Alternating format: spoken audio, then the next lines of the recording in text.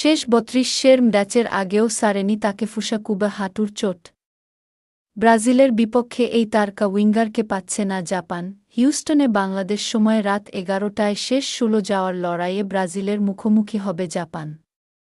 Coach Hajime Moriyasu নিশ্চিত করেছেন, এই ম্যাচে খেলবেন না কুবা।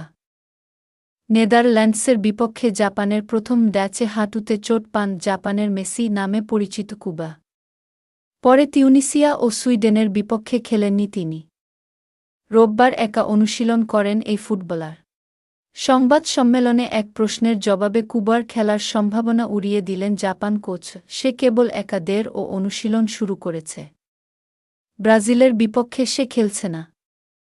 আমরা চাই দ্রুত সে ঠিকঠাক সেরে উঠুক, সে নিজেও সেটাই চায়। কুবেকে ছাড়াই এফ গ্রুপ রানার্স আপ হিসেবে নকআউট পর্বে উঠেছে জাপান।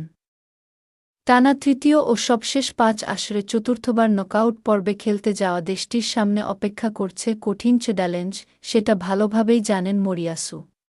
সে কেবল একা দৌড় ও অনুশীলন শুরু করেছে। ব্রাজিলের বিপক্ষে সে খেলছে না। আমরা চাই দ্রুত সে ঠিকঠাক সেরে উঠুক, সে নিজেও সেটাই চায়।